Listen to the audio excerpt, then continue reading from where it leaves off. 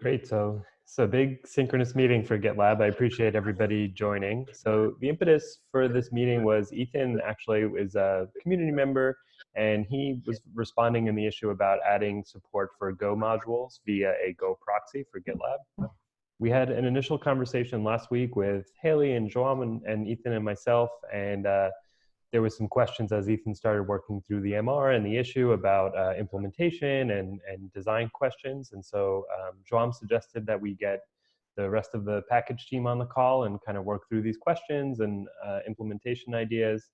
And Paul actually reached out to me. He was following along in the issue as a backend engineer at GitLab and is interested in adopting this feature and dog fooding it. So I asked him to join to sort of represent that use case of the dog fooding at GitLab. So without further ado, we can start to go through the agenda. Joam, I think you were going to kick us off with a quick demo of a sample Go workflow. Yeah, so basically the idea is just so that everyone is aware of the differences between a Go project or a Go module when compared to other languages that actually build artifacts like NPM and Ruby.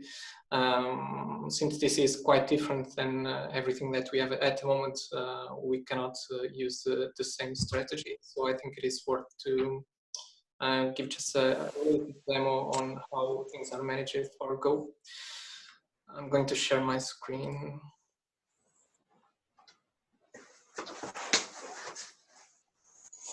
Let me know once you can see it. I can see it. Okay, so I'm just going to use a really simple project for this. So consider, for example, that we have this library here, which is just a random name generator.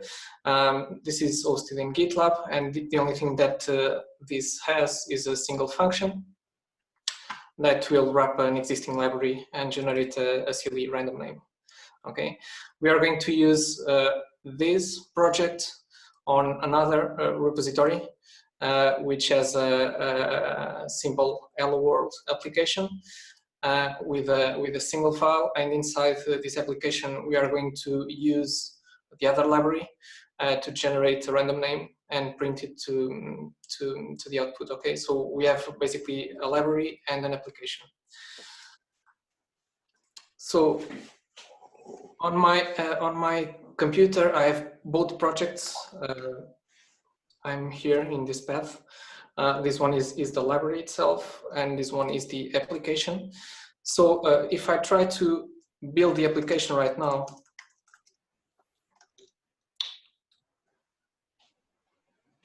this will fail because there is no Go mod file inside the application, and we are also not inside GoPath, so it won't work.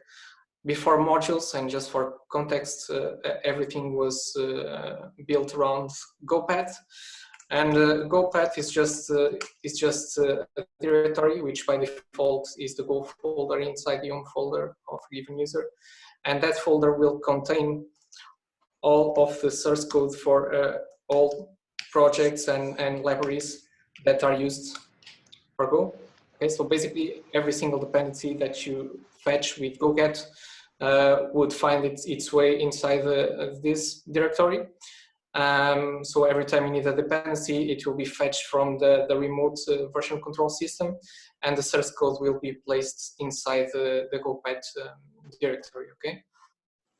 So if I have the source code for this library inside GoPath, so somewhere inside the GoPath source, it would be gitlab.com, my username, and then the name of the library. So if I had the source code here, I would be able to build the application, but since I don't have it there, it is not possible. Okay, so let's see now if we try to get the source code for the library. So I'm just going to copy the namespace path, and let's try to fetch it with GoGet.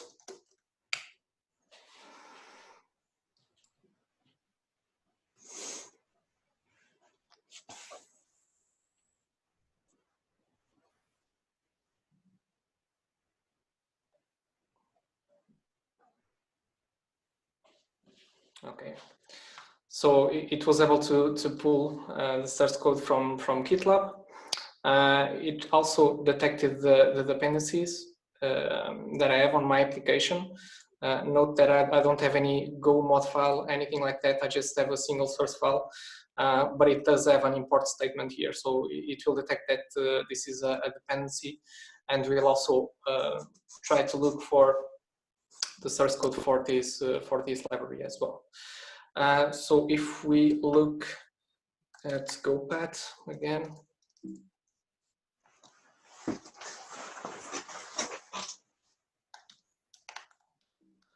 it's nothing there because I have Go modules enabled, so it's not fetched there. If we try to build the application again, it will fail because it's not yet a module. So let's go ahead and let's create a module here.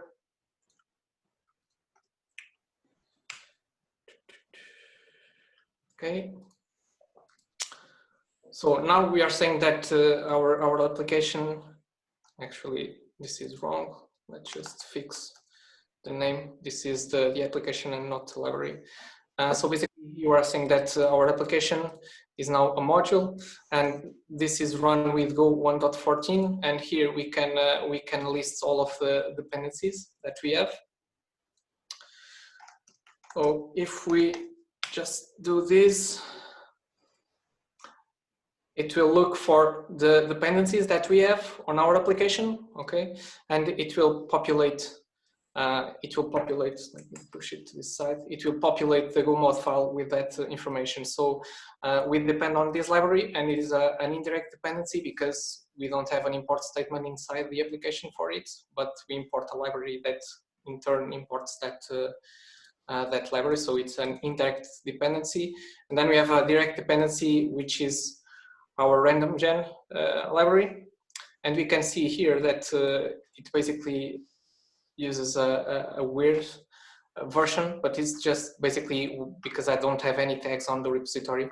So it will list it like this. Then we have the dates, and we also have the hash of the commit. So if we look, it is the same hash of the latest commit in my master repository, okay? So for Go, whenever you don't use a specific version, it will always get the head of the master branch. Okay? And then it will also list the other indirect dependencies. So if we try to build the application now, it runs just fine, and we can execute it, no problem, okay? So this is how it works.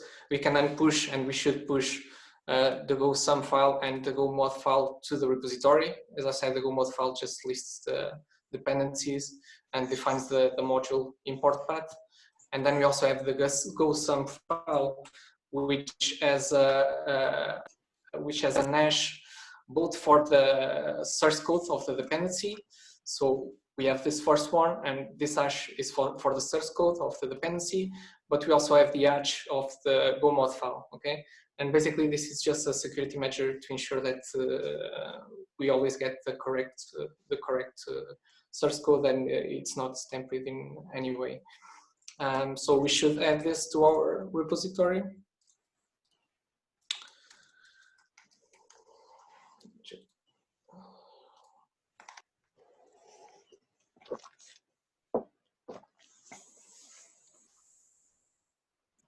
Okay, it is there already. We can do the same about the library, so we can also create we can also create a library here. So let's just do, okay, so that there is nothing here. If I run any tests or any Go comments, it will populate the dependencies like this. Let's go ahead and push them to the repository.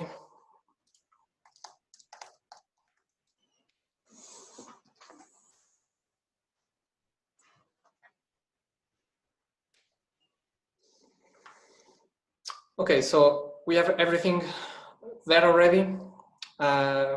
This is the basic functionality.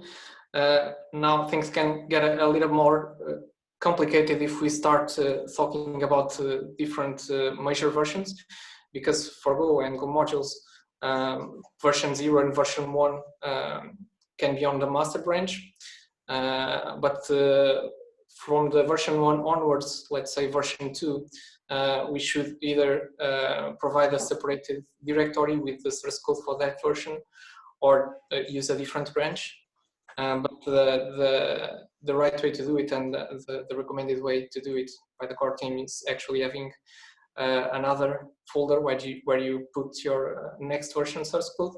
So if we do that here, we would just do, for example, to release a new major version of this library, we would do this, and then we would copy our source code inside that folder, and we would also create a Go mod file there, or copy the one that exists and update it. So let's just cd to version 2. Let's call it version 2. Okay. And now inside this folder, we can do whatever breaking change we want to introduce in our version 2. So let's just change the name of the method to Selenium2. This is a breaking change. Okay. Let's run Go mod td just to populate the Go mod file. Okay, same dependencies here, and now we can push this to the repository. Okay, so let's add.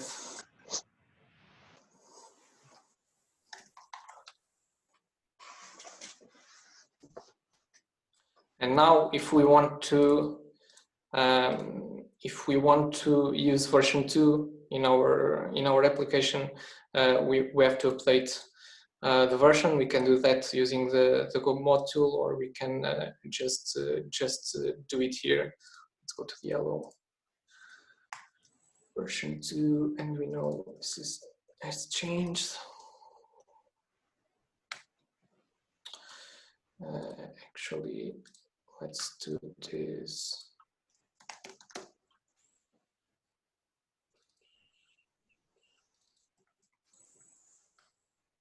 Let's fetch version 2.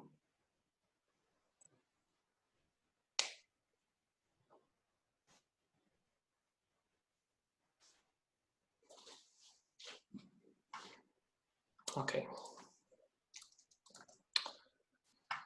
So now you can go ahead and import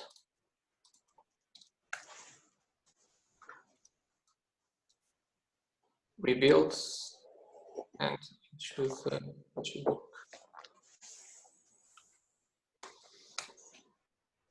Okay, it works. Okay, so looking at the repository again. So we have the root of the repository, and where we have our first version, either v0 or v1, doesn't really matter. We would create different tags for those versions, and also for the minor and the patch versions. And then we have a separated folder for another major version, and all changes are inside this. Okay. So this is the basic functionality to work with Go modules. And apart from this, we also have the ability to use a module mirror and a checksum database. Basically, a module mirror is just a proxy that will allow you to cache the dependencies, so you don't have to fetch them every time that you want to build a replication or from scratch. And it will also provide some security features like the checksum database, where it will verify that the content of the dependency hasn't changed. It is all documented, and actually Ethan also did a great work documenting that on his MR and on the issue. But the basic functionality works like this. So whenever we do go get, we use the name of a dependency. It will reach the Go proxy, which can be configured with an environment variable, and it will ask for all the versions available for that module. Okay. Then the proxy will inspect the versions available on the upstream VCS repository, and it will respond to the Go tool saying the versions that exist. And then usually in this case we don't specify any specific version, so this would fetch the latest available version. In this case it is 0.32. We get the info file which describes the version and the time when that version was created. And finally, the Go proxy will fetch the mod file, which, as we saw, it's here on our repository. And for each dependency listed there, it will repeat the steps above, getting the versions available for each one of them, getting their mod file, and also finally getting the zip file with the contents of our dependency. Okay.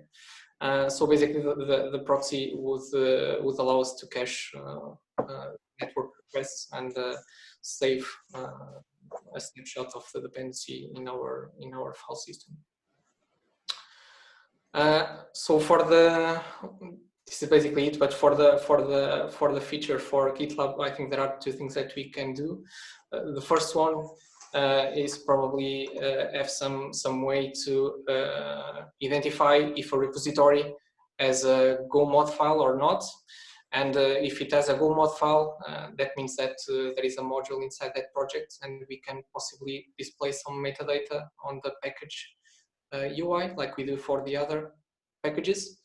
And the second part, which is the one that Ethan has been working on, is actually implementing the proxy functionality inside GitLab. And that would be just basically recreating the functionality that exists, for example, in the reference implementation, which is called Ethan's, and this is open source. So we could recreate the protocol, and that's basically what Ethan has been doing. Any questions?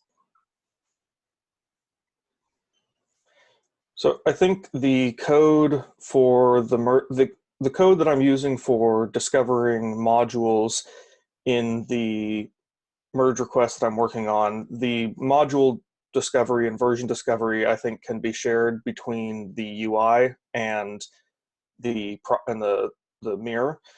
And so just to clarify, Go calls the mirror a proxy, though it does not necessarily need to proxy third-party dependencies.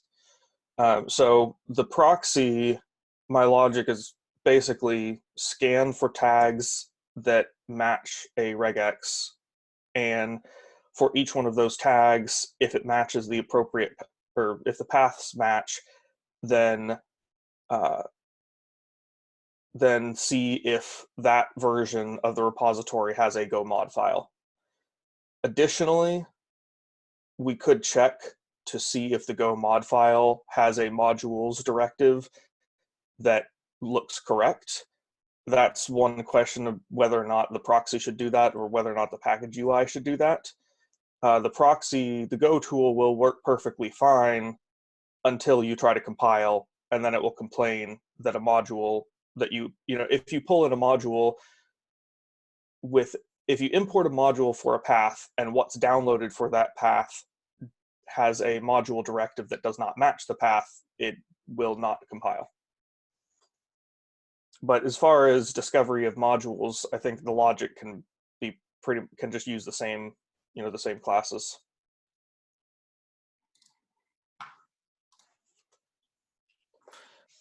Yeah, I think that functionality can be reused. The difference is that we don't have information on a database like we have for the NPM packaging, because everyone needs to push the package to actually create it on the GitLab side.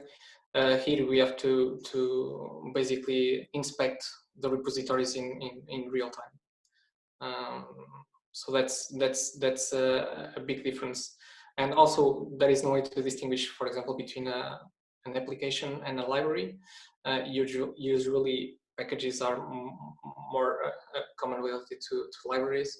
But if you have an application like we have here, you will also have a Go mod file to list the dependency of your application, but that doesn't make the application something that you want to distribute or expose as a module. So that's another question that we have. There is there is a workflow for applications. I mean, you certainly would not want to try to use it as a dependency, but a relatively common thing is to use the Go tool to install it to so the Go path, that folder has a bin folder. And if you run go install and then the URL for a application, the Go tool will download it and that folder. And so that generally uses the same exact distribution mechanisms as for libraries.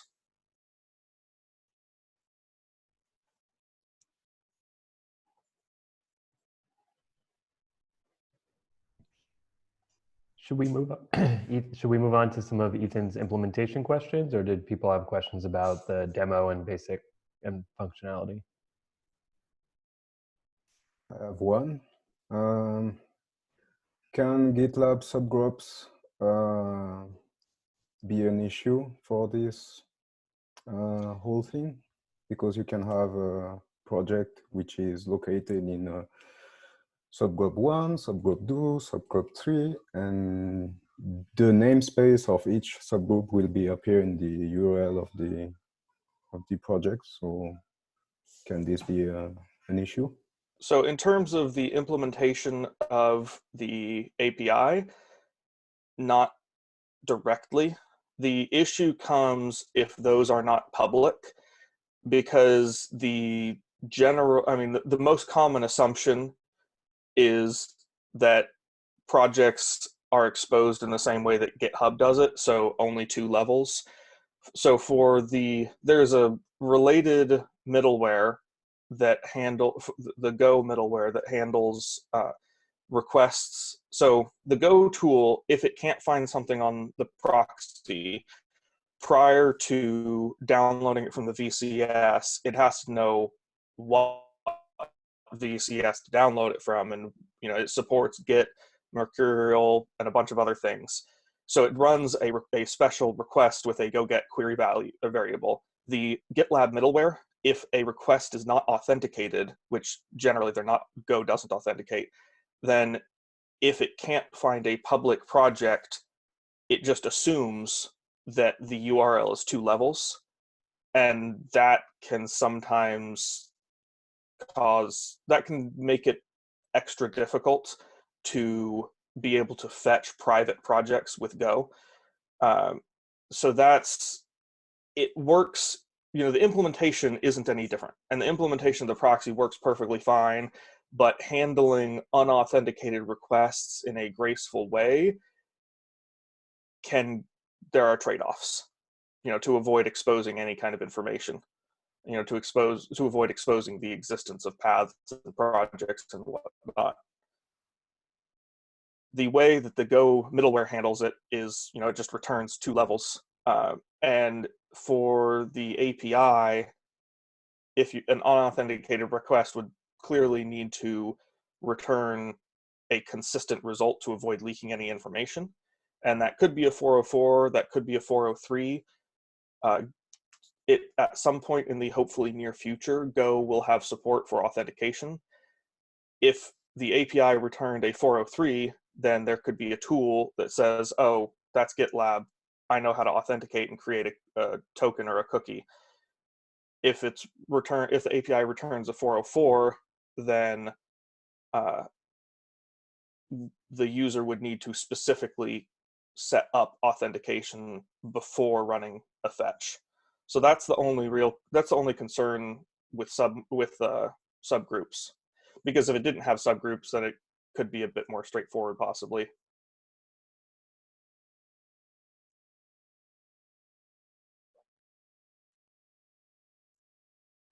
So just so I understand that, so the big issue is with private projects? So yes. Okay. And that's because Go, the tool doesn't support authentication at the moment. So as it stands today, the proxy requests are unauthenticated. The go get metadata requests are unauthenticated. and the VCS fetches are handled purely by the VCS tool. So you can authenticate a VCS. You can configure Git to authenticate the request. You know, there's all of the ways you can handle it with Git. Those all work. The issue is if I have some private project like GitLab/A/B/C. So, you know, in a group, in a subgroup, and then I have a project, an unauthenticated go get request will say, I guess you should fetch that at A/B, because the middleware is, you know, it says this request is unauthenticated. I can't leak any information. Assume 2 levels. And then Go tries to make a Git request to the subgroup, which is obviously not a repository, so it fails. So that's the situation in which subgroups can make life more difficult. Currently the solution to that, I don't remember actually. I haven't had to deal with it recently. There are solutions, there are workarounds, they're not super pretty. At some point, and presumably that same situation would hold for the proxy. At some point, hopefully in Go 1.15, there will be a mechanism for authentication, but that mechanism will only proactively ask the user for a request if the proxy or go get endpoint returns a 403.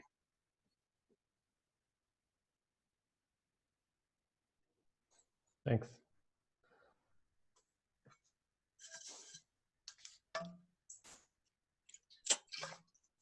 Any other questions, or should we move on to some of Ethan's questions?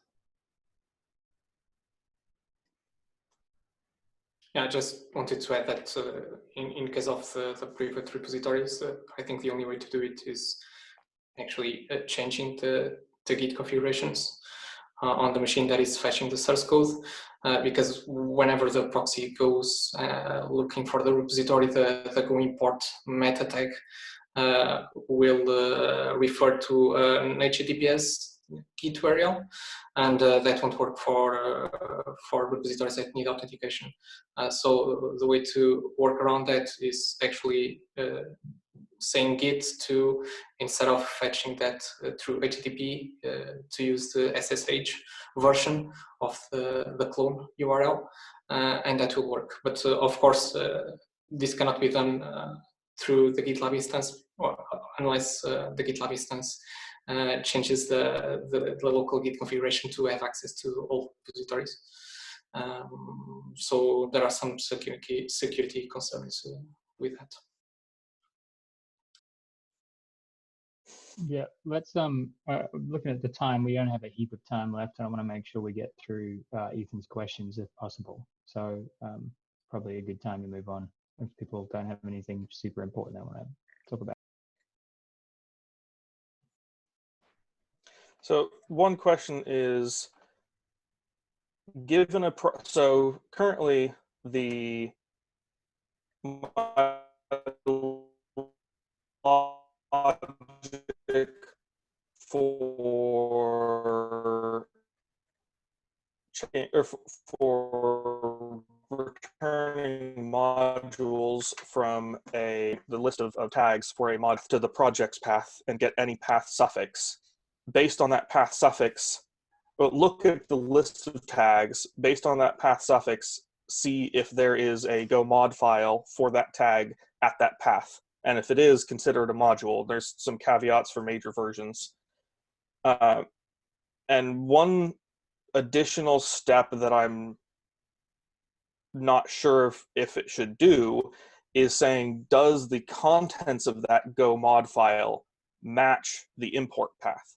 So if I'm pulling gitlab.com/a/b, and the go mod file, if that module directive at the top contains gitlab.com/a/x, that will be a build failure.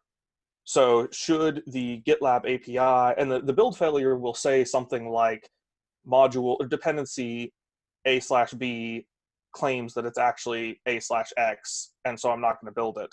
So the error that the compiler presents is relatively clear. So one approach could just be, don't parse that file at all. I mean, my parsing is trivial, but don't parse that file at all and just serve it and let the error happen on the client end. The other strategy would be saying, if the Go mod file does not have valid content, don't consider it an actual module version. So that's the one thing that I'm not sure about. The other question I put on the merge request is, there is the notion of pseudo versions. So a released version is a tag on the repository that conforms to semantic versioning with a V in front. So V 1.2, and there's a pre-release and build, all that stuff. Pseudo versions are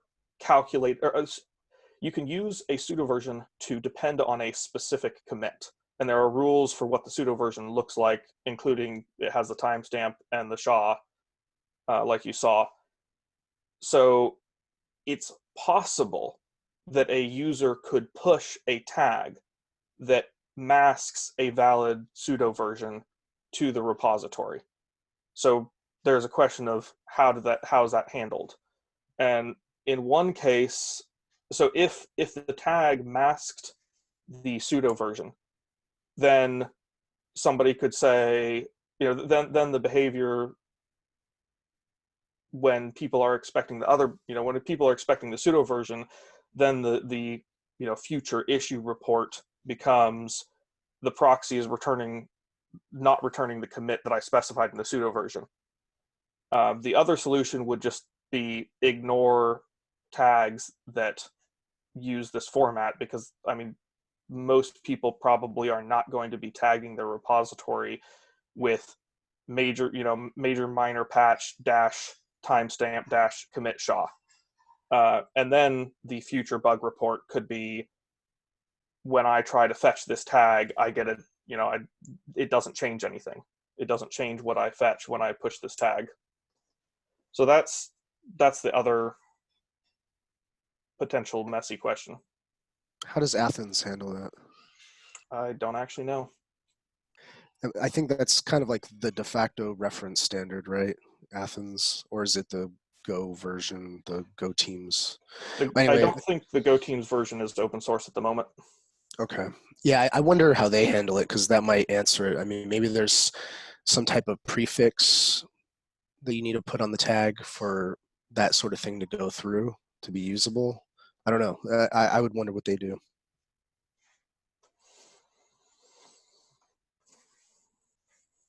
So, Paul, I noticed you had a question about handling multiple modules per repo. Did you see the comment I made on the issue? Yeah, I was just kind of wondering what the roadmap is, whether that's going to be supported or not. Just to give you a little background, on the Gitaly team, we have a really large internal subdirectory that we store the vast majority of our code. And we do that because we're worried about breaking compatibility if we have to change any of these little helper packages. We have a wide range of things in there that could be further, segregated into a specific module if we were to use like multiple modules in the same repo. I think that's one way we might be able to support exporting a lot of this outside of the internal folder, internal package, so that we can experiment with sharing code with the community. Right now, we don't really get a lot of code reuse in our project because we hide so much of it away behind that internal. Like, someone's got to go in there and actually copy the code and move it into a new repo, which is really messy and it's not maintainable. So I'm more, I saw a little bit of your comment there. I'll read it more in detail later, but it seemed like it was more of a low-level discussion of how the mechanisms work, but I'm more really interested in what the roadmap and the, if we consider this to be something important to solve in the near future. So my assumption was, if a repository declares multiple modules, because they definitely don't have to be declared at the root, that they'll all show up on the, they'll all show up on the appropriate HTTP endpoint, and they'll all show up in the package UI. The comment was more, I was thinking in terms of like, what if somebody uploaded a package or module named the same thing to two different repositories, and so the comment was clarifying that can't really happen since they're all namespaced. So I was just assuming that you would see multiple modules on the UI. You'd be able to access multiple modules from the proxy. I don't foresee any. Well, because the UI package UI can support multiple packages per project, correct? On the for NPM packages. Yeah, I actually used PM features. So that, for Go, it should just be a matter of listing those. Of course, with the UI, there is the question of the data, handling the fact that these are generated from Git and not pulled out of Postgres. But UI-wise, I don't foresee any challenges with the multiple modules. Cool. Yeah, so that's good to know. Thank you.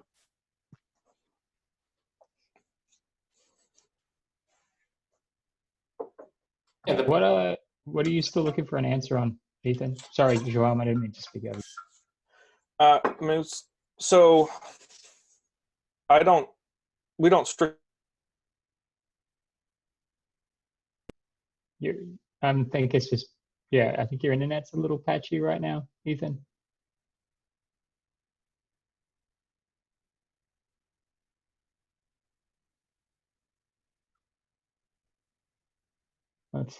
Let's pause for a minute while Ethan's.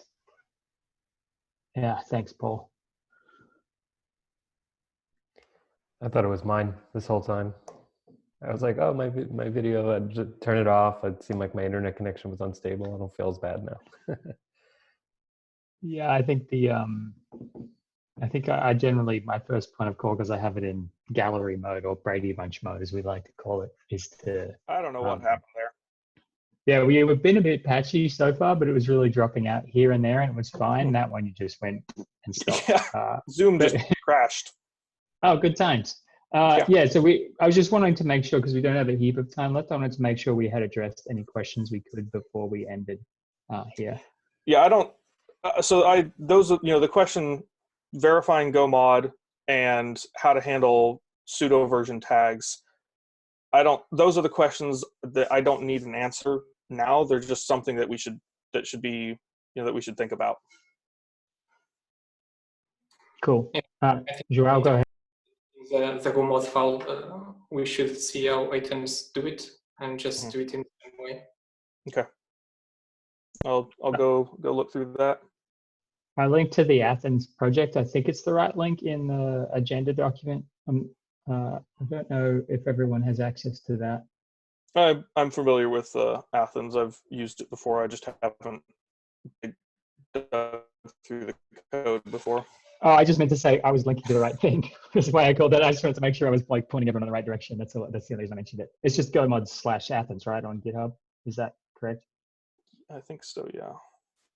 Regarding the question about validating the Go modules, if they're not validated and we allow like a garbage Go mod to be passed through the proxy, does that mean that the client will ultimately end up with a bunch of garbage in their Go path and the Go mod directory? So also for reference, the public proxy definitely lets you down, or definitely will supply you with modules that don't compile, because I've gotten that error before. So what happens is, if I'm working on a library and I'm working on an application, and if my library has a badly formatted Go module or Go mod file, then once I fetch the dependency, I will see an error that says your dependency doesn't work. So honestly, I think that's an argument for just not validating, because then the user sees, oh, this library is doing something wrong, versus why can't I fetch this library? So, That's funny. That might actually end up becoming like a bug turning into a feature someday, because people might rely on that behavior. And then if you later tighten it down, some stuff might break.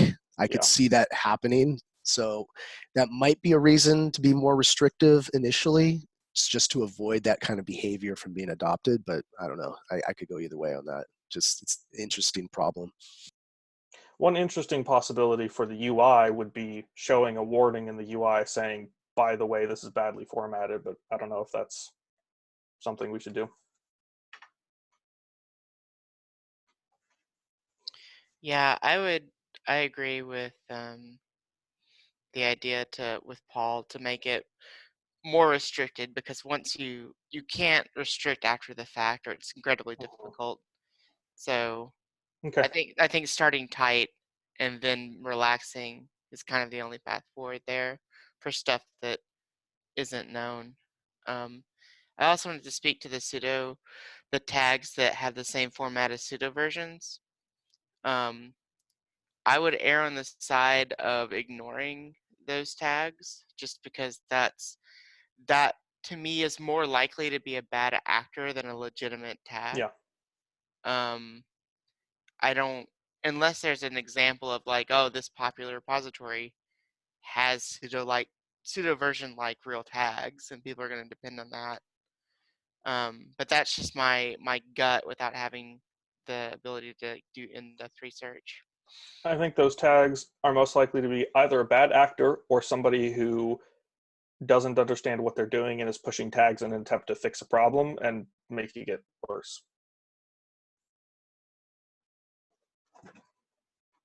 Yeah, so I'm inclined the same direction.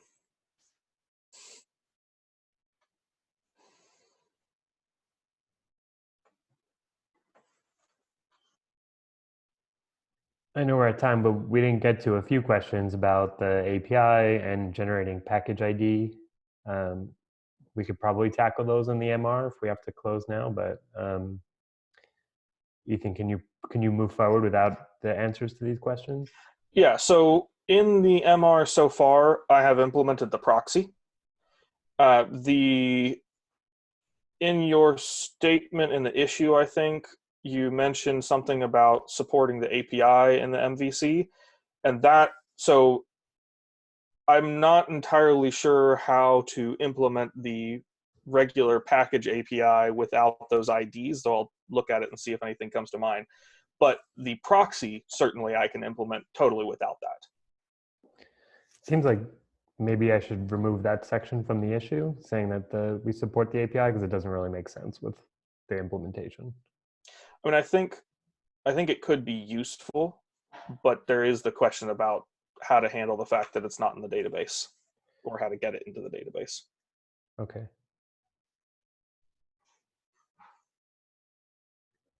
I think it would be useful for Go to be as similar as possible in the GitLab specific parts to every other package manager. But there is that question. Okay, well, we are at time. So anything else before we wrap?